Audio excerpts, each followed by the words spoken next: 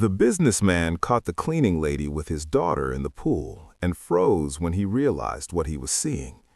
Fred stopped in the garden when he saw Marcia in the water, holding Joanna, his 6-year-old daughter, who was wearing orange floaties and smiling for the first time in months. That hug was real. It was almost too much. Fred stood there, unable to move, as he watched Joanna laughing in that carefree, genuine way, the way he had thought had disappeared along with her mother 6 months ago.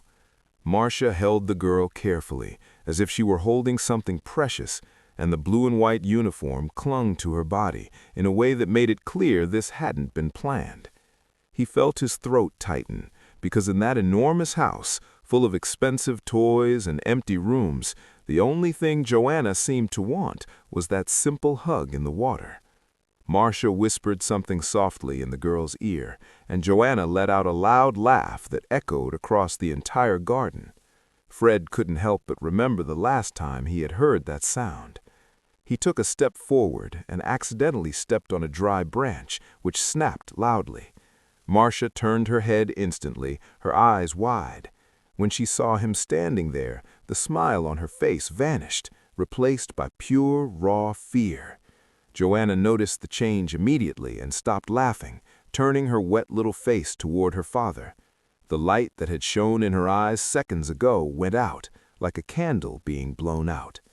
Fred felt as if he had been punched in the stomach. He had become the kind of father who could make his daughter stop smiling just by appearing. Marcia slowly released the girl and stepped back out of the pool. The movement was so quick, it almost seemed like she wanted to disappear. Fred raised his hand, signaling for silence, and walked to the edge of the pool. Joanna climbed the ladder, emerging from the dripping water, standing there in the middle of the garden, unsure where to go. The silence was so heavy that even the sound of running water seemed too loud. Fred looked at his daughter and the orange floaties on her thin little arms. He saw her brown hair clinging to her small face, her eyes wide, waiting for some reaction from him. Then he looked at Marcia, still tense in the water, and realized she was trembling, not from cold, but from fear. He opened his mouth to speak, but no sound came out at first. He closed his eyes, took a deep breath, and when he spoke again, his voice came out stronger than he expected.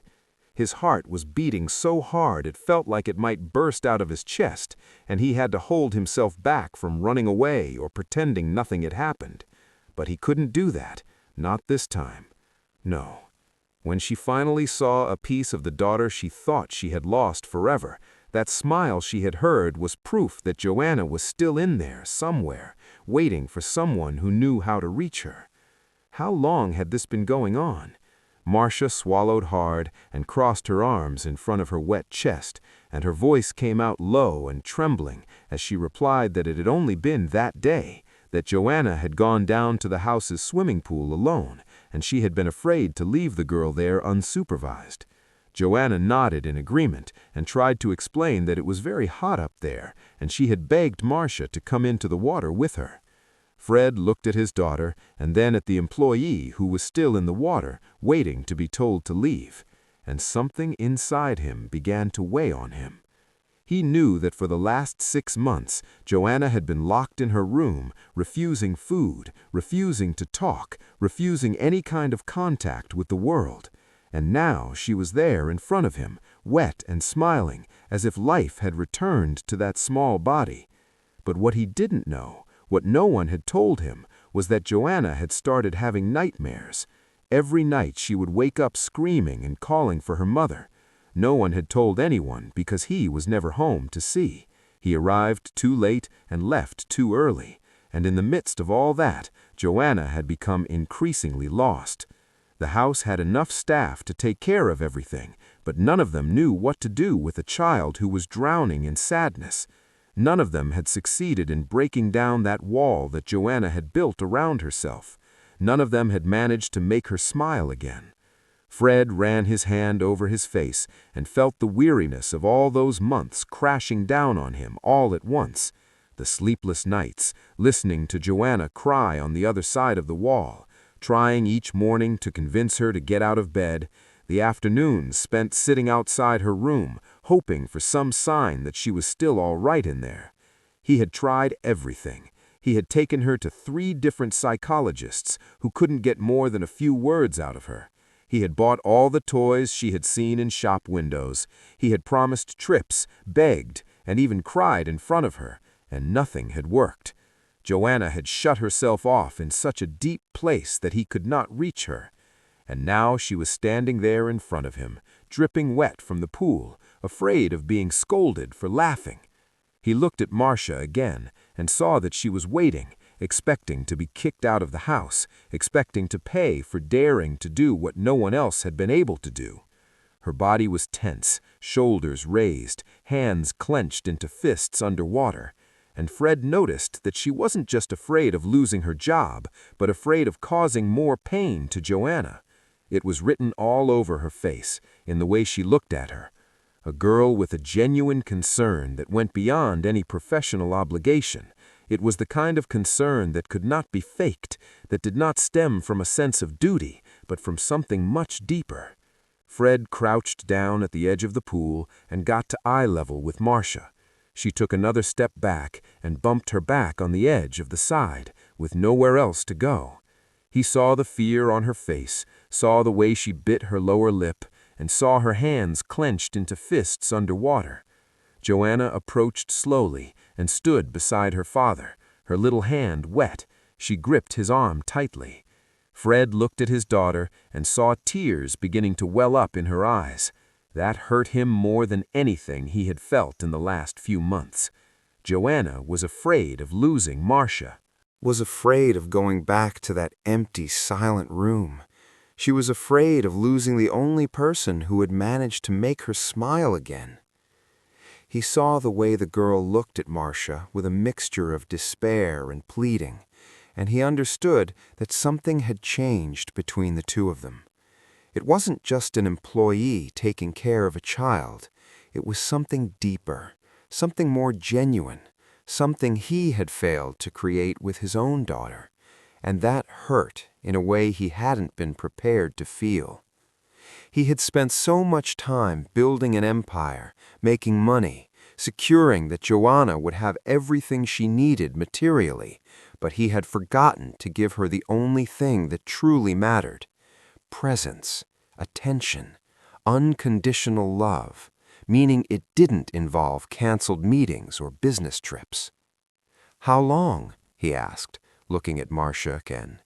She blinked a few times and replied that it had started a while ago, 40 months, shortly after the former employee had resigned.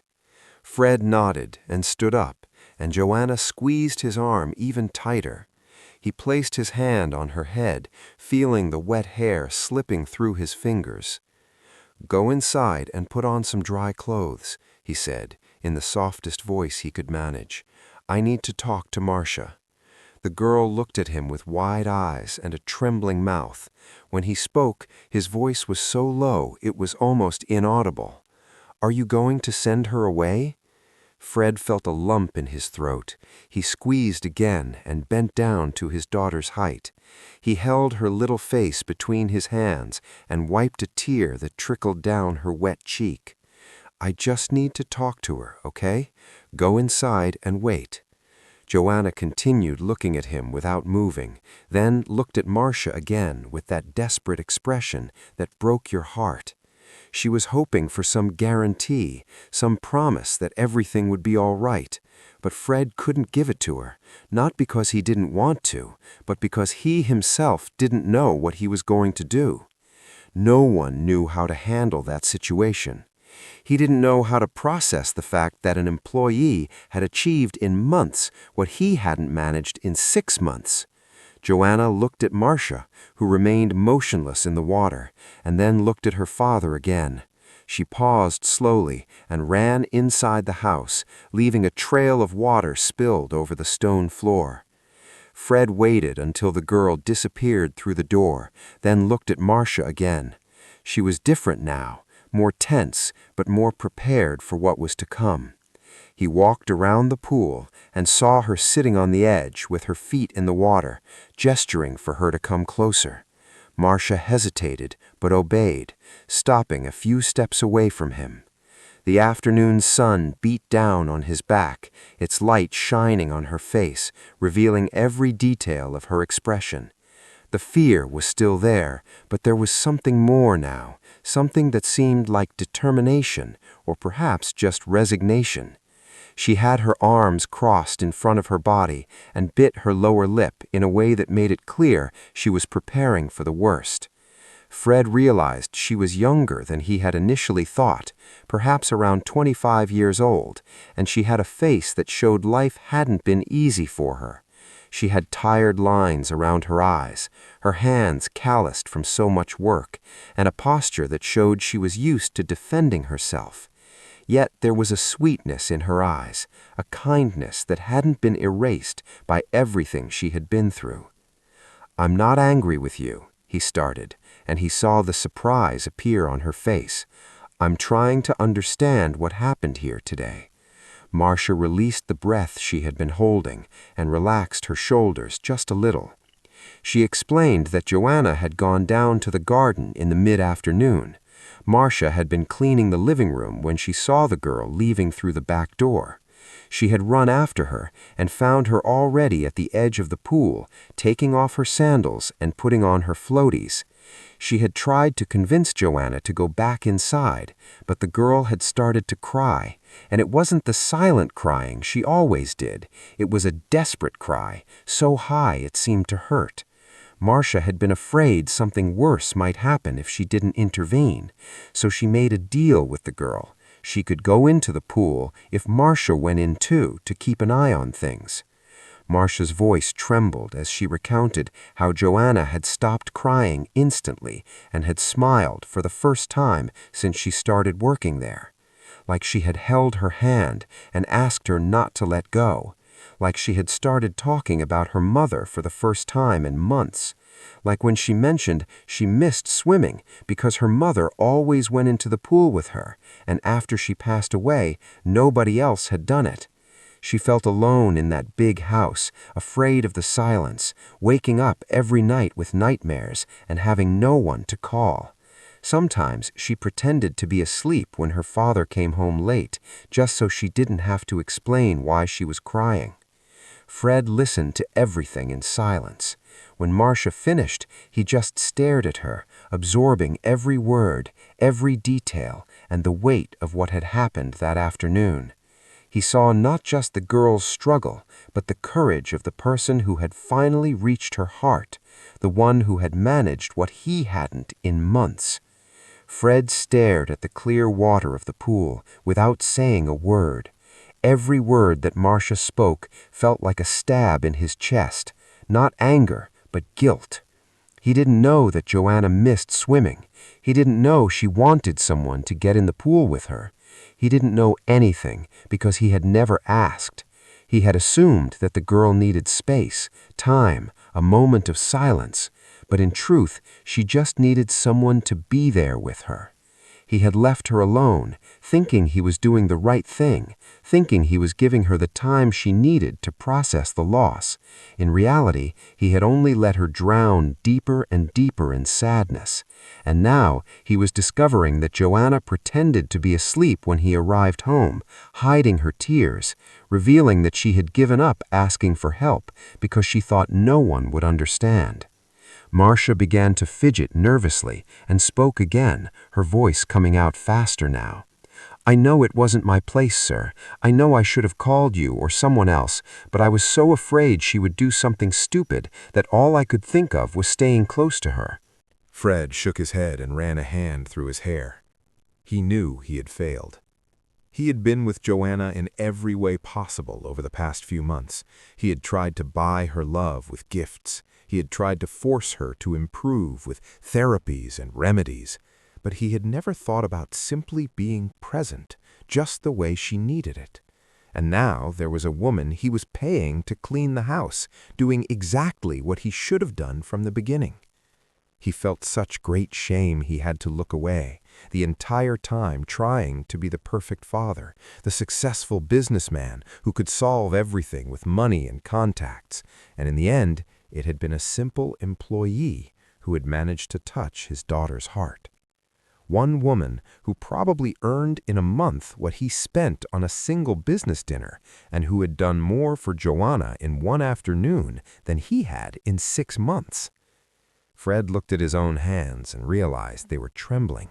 He had built a company from scratch. He had closed deals worth millions. He had faced powerful adversaries in the corporate world.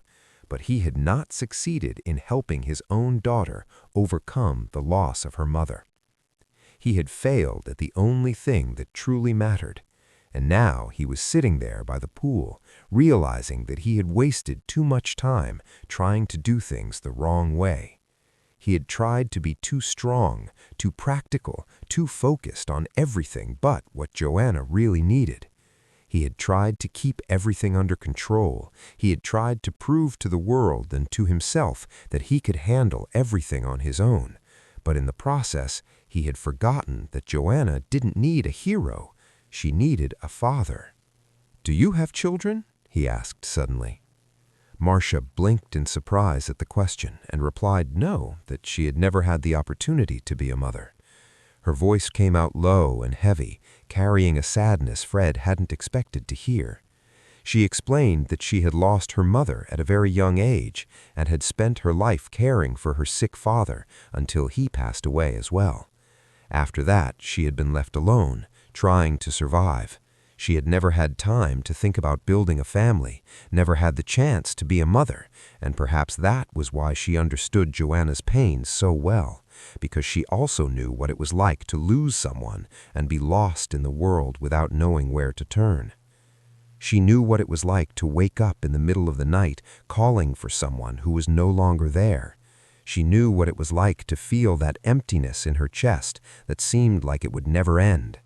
She had lived through all of that alone, without anyone to help, and had learned the hard way that the only way to survive was to feel the pain until it passed.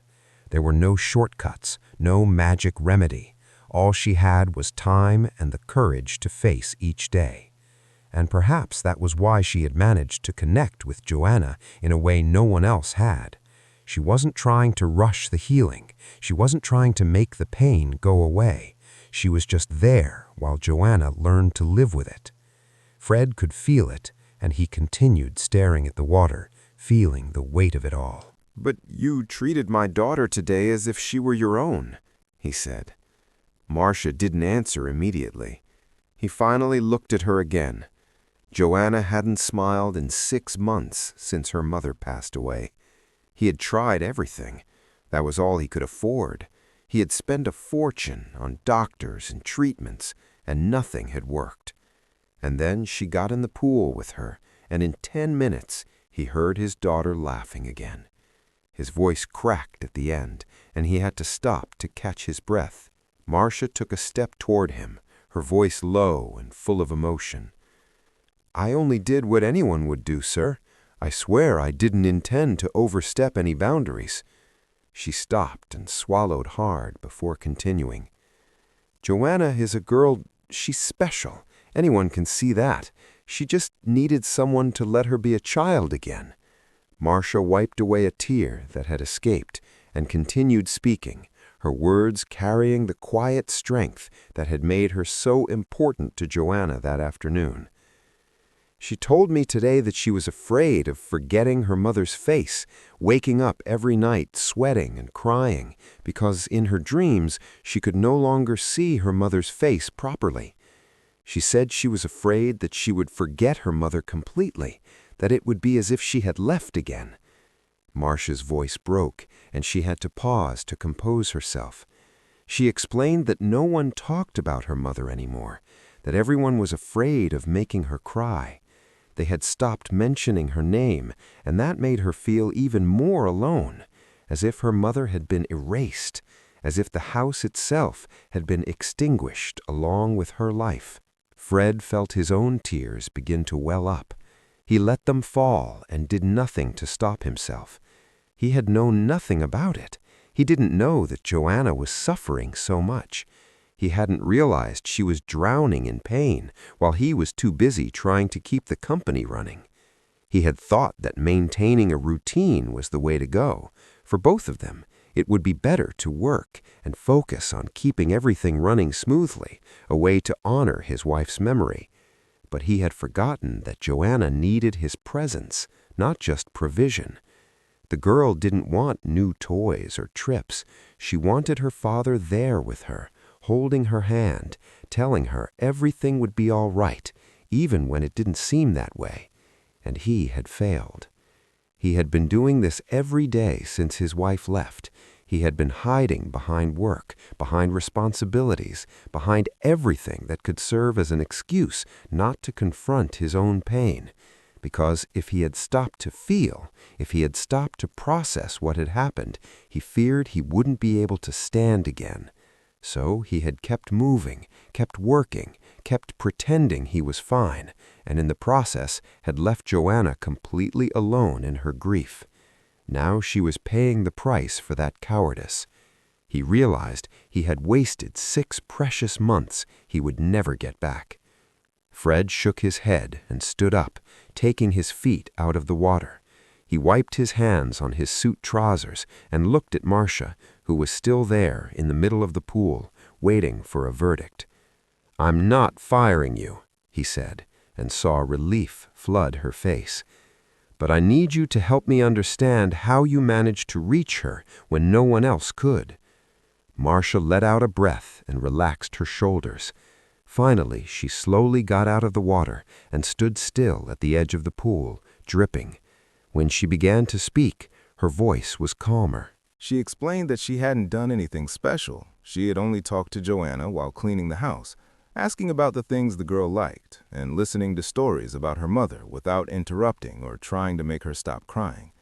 She had been patient, letting Joanna come to her in her own time, and little by little the girl had begun to trust her. She did not force anything at all. She did not try to fix anything. She was simply there, always available whenever Joanna needed her. She allowed the girl to talk about her mother whenever she wanted, spending time looking at the photos together, listening to the same stories repeated countless times without ever showing impatience or complaint. Gradually, Joanna began to realize that it was safe to open up. Marcia explained that at first, Joanna only watched her work from a distance. She did not speak, did not make a sound, only stared with those big, sad, pleading eyes. Weeks passed, and then the girl began asking simple questions about what Marcia was doing, how she cleaned things, and about small, seemingly unimportant details of daily tasks. Marcia responded patiently every single time. She even included Joanna in some of the chores when she noticed the girl's interest. She allowed her to help fold towels, organize books, or put things in order. Nothing was forced, nothing planned. Everything happened naturally and without pressure, letting the child engage at her own pace. Little by little, Joanna began talking more. She started telling stories about her mother, describing the things they used to do together, sharing memories, and explaining how much she missed her. Marcia listened attentively to everything, never judging, never trying to make the pain go away faster. She simply allowed Joanna to experience her emotions fully. She validated every single feeling, making it clear that it was normal to feel anger, sadness, and longing all at the same time. There was no right or wrong way to process loss. That simple understanding made all the difference. For the first time, Joanna felt understood rather than judged. That day had been the first time Joanna had asked her for something, and Marcia could not bring herself to say no. The request was innocent, simple, and heartfelt. The girl entered the room with her floaties strapped to her arms, her eyes red from crying. She asked if Marcia would join her in the pool for a few minutes. She explained that her mother had always done this with her, that it had been her favorite part of the day, and that she missed it so deeply it hurt in her chest. She had tried to go in alone but had been too afraid, unsure if she could manage, afraid that everything reminded her of her mother. She just wanted to feel that small sense of newness, even if only for a short time. Marcia looked at that lost, fragile child and could not refuse. She took Joanna's hand and entered the water without even thinking about consequences. Inside, holding the girl gently in her arms, she felt something she had never felt before, a connection, a purpose, a warmth that filled a void she had not even known existed. She sensed she was doing something right, something important. something beyond any professional duty. And when Joanna started laughing, the sound that had not been heard in months, Marcia felt her own tears fall, mingling with the water in the swimming pool. Fred listened to everything and felt a tightening in his chest again. He had spent the last 6 months so focused on trying to fix Joanna that he had forgotten to simply be there for her. He had treated his daughter's pain like a problem that needed to be solved, like a task that needed to be completed, and not as something that needed to be felt and lived. Marcia had done the opposite. She had allowed Joanna to feel, to talk, to cry, and in the process she had created a safe space where the girl could begin to heal. He looked at the house and saw Joanna peeking through her bedroom window. When the girl realized that he had noticed her, she quickly hid behind the curtain. Fred smiled for the first time in a long while, and then looked back at Marcia. She had gotten out of the water and was standing at the edge of the pool, dripping wet, her arms crossed, her uniform clinging to her body. She looked so fragile and vulnerable that he felt an urge to thank her on his knees. But at the same time, she seemed strong, determined, like someone who had faced immense difficulties in life and come out on the other side more resilient. She carried that silent strength, the quiet voice of someone who had lost everything and learned to rebuild herself from nothing. "I want to make you a proposal," he said finally. Marcia raised an eyebrow and waited for him to continue.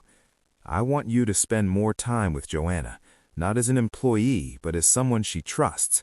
Marcia opened her mouth to reply, but he raised his hand, asking her to listen first. "I know this is not part of your job. I know I am asking a lot, but I have seen the way my daughter looks at you, and I cannot ignore it." He stopped and ran a hand over his tired face. "I will continue. I will pay your salary as usual, but I want you to dedicate some of your time to being with her, to do the things you did today, to let her be a child again." His voice weakened at the end, almost like a plea. "I do not know what else to do. I cannot lose my daughter, too." He felt tears welling up again, and this time he did not try to hide them. He had been tired of pretending he was okay, tired of pretending he could handle everything alone, tired of carrying the weight without help. After so much time being strong, being the provider, being the successful businessman, he had forgotten to be human, to be vulnerable, to ask for help when needed. And now she was standing there in front of him, the one employee he had trusted to save his daughter because he had failed miserably to do it himself. Marcia remained silent for a long time, a silence that seemed to stretch for hours. She looked at the house, at the window where Joanna was hiding, and then she slowly turned her gaze back to Fred. Her expression remained unreadable, but in her eyes there was a quiet understanding, an acknowledgement of the responsibility she was being entrusted with, and perhaps a willingness to rise to the challenge. Her eyes were filled with tears, and when she spoke, her voice came out choked. She said she felt honored by the request, that she felt privileged that Joanna trusted her in that way, but she admitted she was afraid it wouldn't be enough. She was afraid of failing the girl, of doing something wrong and making everything worse. She feared creating a connection that could later hurt when she had to walk away. She was afraid she wouldn't know how to handle it. Responsibility of caring for someone so fragile. She feared becoming too attached, and after having to leaving Joanna even more hurt than she already was.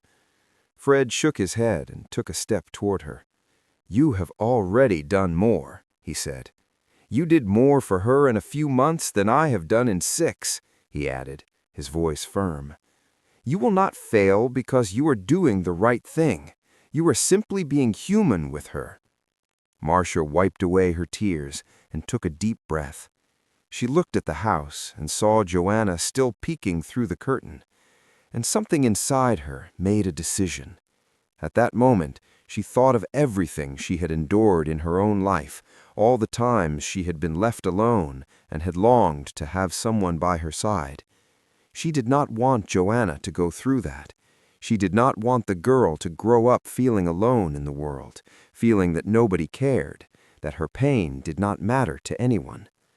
When she spoke, her voice came out firm and determined. "I accept, but on one condition." Fred looked at her, waiting for her to explain. That would be the condition, and his heart raced at the thought that she might ask for something impossible to fulfill. Marcia took a deep breath and said that the condition was simple. He needed to participate as well. It could not just be her spending time with Joanna while he continued working late and arriving home when the girl was already asleep. He had to be present too. He needed to learn how to be with his daughter. He needed to learn to listen to her. He needed to learn to let her feel without trying to fix everything.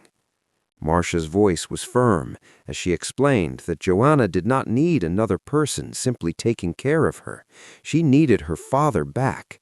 If Fred was not willing to do that, then all of her effort would be for nothing, because in the end, the girl would continue to feel abandoned by the only person who truly mattered. Fred remained silent, processing those words, and felt something break inside him. She was right, completely right, and he knew it. He had spent so much time running from his own pain that he had forgotten Joanna was suffering too and needed him there. He had convinced himself that working constantly was the best way to honor his wife's memory. But the truth was, he had just been using work as an excuse to avoid facing reality. "I accept," he said, his voice breaking. "I will do whatever it takes." Marcia felt it, and for the first time since Fred had arrived, she truly relaxed. She said they needed to start slowly, that it could not be a drastic change because Joanna would become suspicious and shut herself off. It had to be natural. It had to seem as if it was happening because they wanted it to, and not because it was an obligation. Fred agreed with everything she said and asked what she suggested he do first. Marcia thought for a moment and then said that he should begin by having dinner with Joanna that night. He should ask her about her day. He should truly listen without thinking about his phone or work, simply being there with her and showing that he cared about what she had to say. It seemed simple, but Fred knew it was going to be one of the hardest things he had ever done in his life. He had spent so much time on autopilot that he had forgotten what it was like to simply be present. He had forgotten what it was like to look at his daughter and truly see her. Not just glance and move on. He had forgotten how it felt to listen to her stories without his mind being in meetings and reports. Marcia stepped away from the edge of the pool to grab a towel hanging on a nearby chair. She quickly dried herself and returned to Fred. Joanna needs to know that it's okay to miss her mother, that it's okay to cry, that it's okay not to be okay, she said, her seriousness making clear how important this was. She needs to know that you are also missing her, that you are also hurting, because now she thinks she is the only one who is upset, and that makes her feel even more isolated. Fred felt the tears welling up again. He had tried to stay strong in front of Joanna the entire time, hiding his own tears because he felt he needed to be the pillar of the house. In the process, he had built a wall between himself and his daughter. Joanna had begun to think he didn't care, that he had gotten over the loss too quickly, that he did not love her mother as much as her mother loved her. Nothing could be further from the truth. He would cry alone in his office after everyone else was asleep. He would wake up in the middle of the night, reaching for his wife in the empty bed. He spent his Sundays looking at old photographs, feeling a great emptiness that seemed like it would swallow him whole. Yet he had hidden all of this from Joanna, thinking he was protecting her, when in reality he had only made her feel more alone. Fred looked at the house and realized that Joanna was no longer at the window. He imagined her inside, waiting in her room to see if Marcia would be fired, and the thought made the weight in his chest even heavier. "I'm going upstairs to talk to her now," he said, determined. She got up. Marcia nodded in agreement and said she was going to change her clothes and then prepare dinner. He suggested that the three of them eat something simple and peaceful together to start creating a new routine. Fred agreed and started walking toward the house. But he stopped halfway and turned to look at Marcia again. "Thank you," he said, his voice heavy with emotion. "Thank you for taking care of her when I couldn't." Marcia gave a small, sad smile. "I didn't do anything extraordinary, sir. I only did what any person with a heart would do," she said. "I would do it." Then she went through the back door, leaving Fred alone in the garden. He stood there, staring at the sky, which was beginning to darken, and felt the weight of all those months crashing down on him at once. It had been so blind, so selfish, so cowardly. But now he had a chance to change that, a chance to be the father Joanna deserved. He stayed there for a few seconds, gathering the courage to go upstairs and face his daughter. He knew the conversation was going to be difficult. He would have to admit he had failed, that he had ignored her pain, and that it was time to open up in a way he hadn't in a long time. It was necessary. It was the only way to repair the damage he had done. Fred took a deep breath and entered the house. The silence that enveloped the rooms was disturbing. The house, once full of laughter and life, now looked like a mausoleum, a place where people existed but didn't truly live. He climbed the stairs slowly and entered Joanna's bedroom door. He knocked lightly and waited, hearing no answer. He knocked again and called her name. "Joanna, may I come in?" Still nothing. He slowly turned the doorknob and opened the door, finding his daughter sitting on the bed, hugging a teddy bear that had been a gift from her mother. The teddy bear was worn from being squeezed so much. Its ears were frayed, the fur thinning in places. But Joanna wouldn't let go of it for anything. It had been her mother's last gift before she passed away, and now it was the most precious thing she had ever received. Joanna looked at him with eyes red and swollen from crying. Fred said nothing. He entered the room and closed the door behind him. He approached the bed slowly and asked if she could sit up. Joanna shrugged, but continued holding the teddy bear tightly. Fred sat on the edge of the bed, remaining silent for a moment as he tried to find the right words. Then he realized there were no perfect words, that he just needed to be honest. "I'm not going to send Marcia away," he said softly, meeting her gaze. "Although," he began. Joanna looked up quickly, and he saw hope sparkling in her eyes.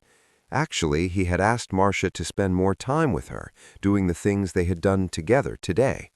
Joanna squeezed the teddy bear tighter and asked in a small, trembling voice if he was serious. Fred nodded, feeling his throat tighten. "But there is something I need to tell you first," he said.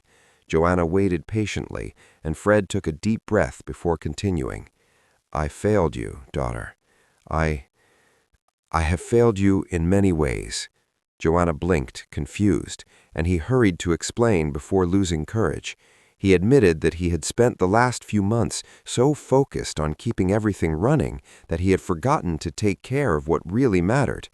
He told her he had left her alone when she needed him most, that he had been an absent and distant father.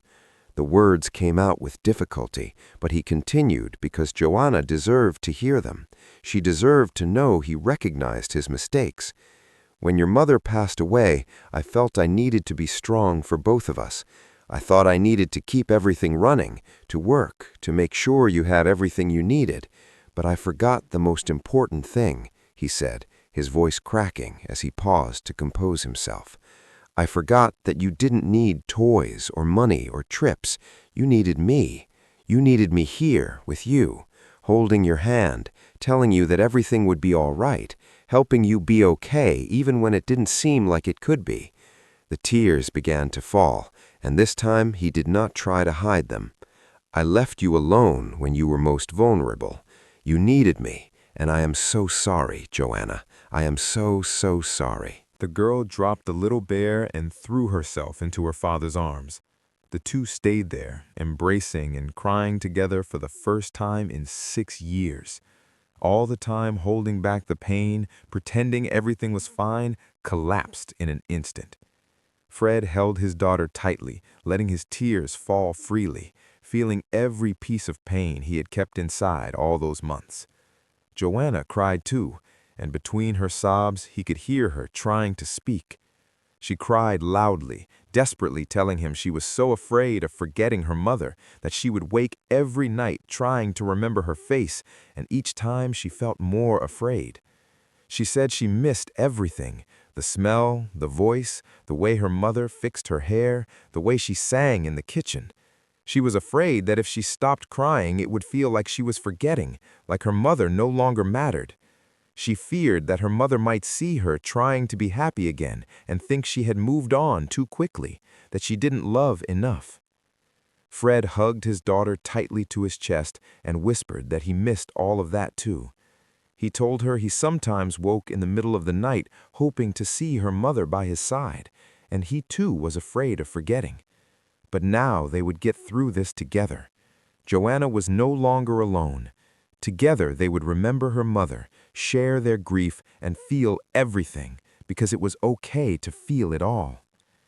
That her mother would want them to be happy again, that she would want them to understand that moving on did not mean forgetting.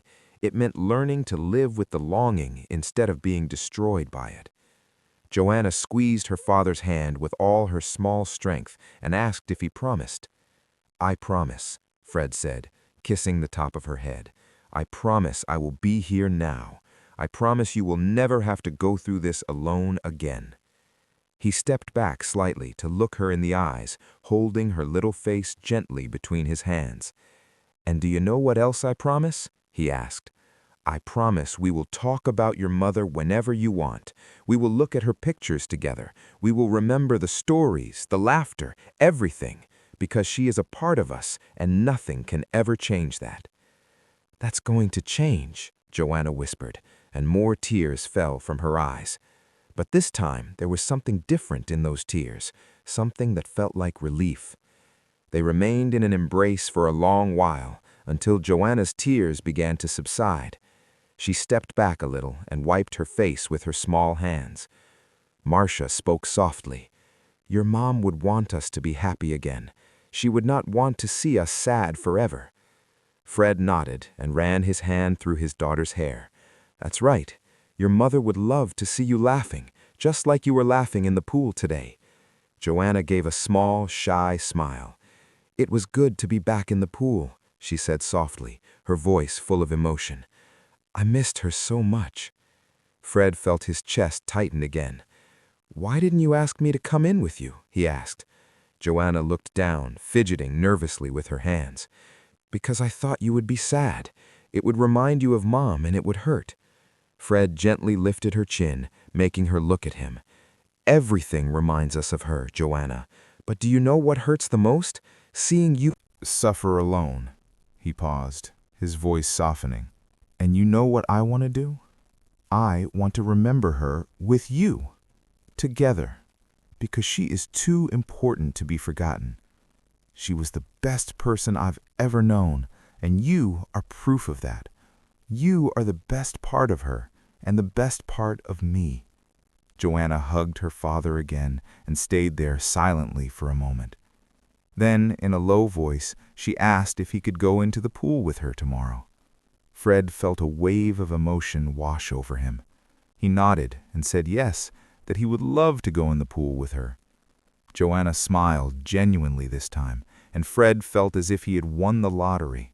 That simple smile was worth more than any deal he had ever closed, more than any amount of money he had ever earned in his life. They stayed together for a few more minutes, talking quietly, until Marcia knocked on the door to say dinner was ready. Fred and Joanna went downstairs together, holding hands. That simple gesture meant more to Fred than Joanna could have imagined. It had been so long since she had held his hand willingly, and he had almost forgotten how comforting it felt to feel the warmth of her little hand.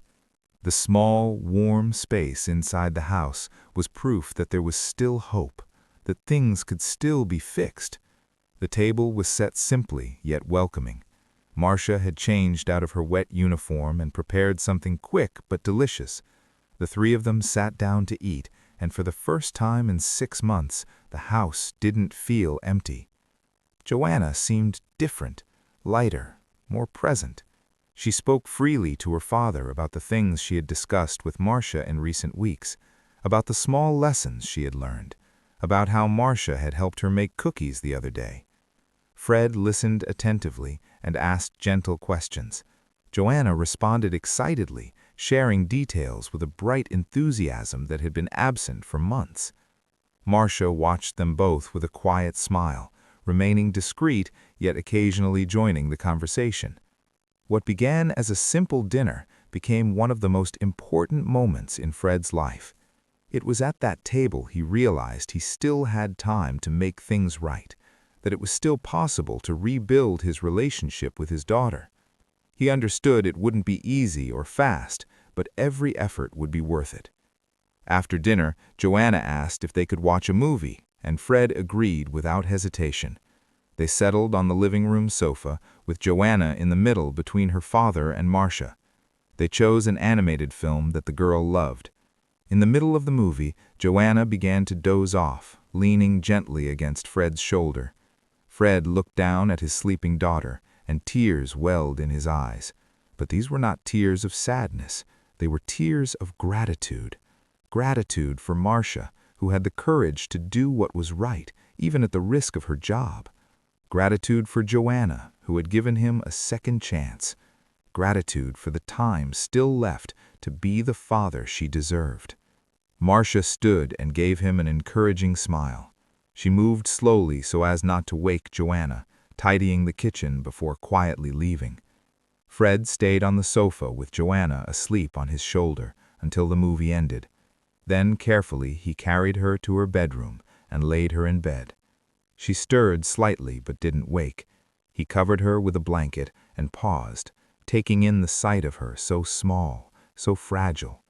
He wondered how he could have ignored her pain for so long, how blind, selfish, and cowardly he had been. But he would change that. From now on, he would be present, he would listen, and he would be the father Joanna needed. He bent down and kissed her forehead before leaving the door slightly ajar. When he went back downstairs, Marcia was organizing a few things. She said she had to leave but would return the next day. The following morning, Fred offered her a ride, but she declined, saying she lived nearby and preferred to walk. Fred accompanied her to the door, and before she left, he called after her. "Marcia, I don't know how to thank you for what you did yesterday. You saved my daughter. You saved me, too." Marcia gave a tired but genuine smile. "Sir, you're a good father. You were just lost, but now you've found your way back to her." She paused, then added, "Just don't give up, okay? There will be hard days. There will be moments when it feels like everything is getting worse again, but don't give up. Joanna needs you, and you need her too." Fred watched her walk away, feeling a sense of purpose and hope that he had not felt in years. He knew the road ahead would not be easy, but for the first time in months, he believed they could heal together. He needs her too. Fred nodded, feeling his throat tighten again. He promised himself he wouldn't give up. Marcia had walked out the door, disappearing into the night, leaving him with a mixture of gratitude and determination. Fred stood there for a long moment, reflecting on everything that happened that day. How it started like any other day, ordinary day, yet it ended up changing everything. It had started with his unexpected early arrival home and ended with him rediscovering what truly mattered in life. In the following days, Fred kept his promises. He started leaving work earlier, spending more evenings at home, and having dinner with Joanna every night. He asked her about her day, and for the first time in months, he actually listened. At first, it felt awkward, almost forced, but gradually it became natural. Joanna began to open up more. She spoke about her dreams, her fears, and the things she felt deep inside. Fred listened patiently, without judgment, without trying to fix anything, learning that sometimes the most important thing was just being present, just as Marcia had taught him. Marcia continued her work at the house, but her role had shifted. She was no longer just an employee. She had become part of the family in a quiet, meaningful way. She joined them for dinner, participated in conversations, helped Joanna with homework, and was always there when they needed her. Slowly, the house that had once felt cold and silent began to feel alive again. As the weeks passed, Joanna truly began to heal. She started eating properly again, playing and showing interest in her surroundings. Difficult days still came, days when the longing for her mother overwhelmed her, making everything feel unbearable. But during those moments, Fred was always there. He had learned he didn't need to provide all the answers or fix everything. Sometimes simply being present was enough. Together, they started doing things they hadn't before: cooking, playing games, watching movies. Gradually, the house that had once resembled a mausoleum came back to life. Laughter returned, music returned, joy returned. It was different from before, it could never be the same, but it was new and real, something they were building together. It was a new version of their family, one that included the absence of the mother, but also the strength they found in each other. Fred began working from home a few days a week to spend more time with Joanna. He refused unnecessary trips, prioritizing his family above all else. In doing so, he discovered a kind of happiness he hadn't known before, realizing that all the hours he had spent in the office before were worthless compared to these moments with his daughter. 3 months after that pivotal day at the pool, Fred was in his office when he received a call from Joanna's school. The principal wanted to discuss the girl's behavior and her emotional progress, signaling that the journey of healing, though far from over, was moving in the right direction. He shot off immediately, thinking something had gone wrong. He ran out of the office and went straight to the school. When the principal greeted him with a warm smile, he paused, confused. She explained that she hadn't called him because Joanna had done anything wrong. On the contrary, she had noticed an incredible change in her. She said that over the past few months, Joanna had returned to participating in classes, had started interacting with her classmates again, and had even volunteered to give a presentation about feelings and coping with loss. The principal admitted she didn't know what had changed at home, but whatever it was, it had made a huge difference. She wanted to personally thank them for seeking the help that Joanna needed. She had seen many children struggling with loss over the years, but very few had recovered as well as Joanna. Fred felt his chest tightened with emotion, and he left the school with both teary eyes and a full heart. He got into the car but couldn't drive immediately. He needed a few moments to process the principal's words, to let the gravity of what he'd just heard sink in. Then he headed straight home. When he arrived, he found Joanna and Marcia in the kitchen, making cookies together. Flour dusted Joanna's cheeks, and she was laughing at something Marcia had said. The sight warmed Fred's heart. When Joanna saw him, she ran over and wrapped her arms around him tightly. "Dad, you came early," she exclaimed. Fred held her close, feeling the gratitude and love pouring from his daughter. He glanced over Joanna's shoulder and met Marcia's eyes. She gave a small, understated smile while continuing to mix the cookie dough. At that moment, Fred realized that family wasn't just about blood. Family was about who showed up, who stayed, who cared during the hardest times. Marcia had become part of their family, not because she had been hired, but because she had chosen to love Joanna when no one else knew how. She had stayed even when it would have been easier to simply do her job and leave. She had chosen to care when it would have been simpler not to get involved. And that choice had changed everything. That night, after Joanna went to sleep, Fred called Marcia. He said he wanted to formalize her role, to make her Joanna's official nanny with a better salary and all the support she might need. Marcia hesitated and shook her head. She explained that she hadn't done it for money or obligation. She truly loved Joanna and had filled a void in her life she hadn't known existed. She didn't want it to become just a formal job. She wanted to continue being there because she wanted to, because she cared, because she loved. She had missed her chance at motherhood when she was younger, and Joanna had given her a small piece of that dream. Turning it professional, she said, would spoil it. Fred understood and respected her decision, but insisted on increasing her salary at least as a housekeeper. Eventually, Marcia agreed, simply to stop the insistence, but her heart remained with Joanna, freely and lovingly, as it always had. But they both knew it went far beyond money, that what they had built together was something far more valuable. The months passed and life continued on. Joanna kept improving, kept growing, kept healing. Still, there were difficult moments. She cried for her mother. She missed her deeply, but now she had a support system. She had people who cared, and she had a father who was present.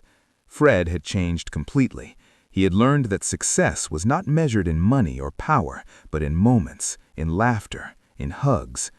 He had lightened his workload, delegated more, and realized that being present in his daughter's life was more important than any business deal. Marcia continued to be there, not just as an employee, not simply as a nanny, but as a part of the family, someone who had transformed their lives with a single act of humanity.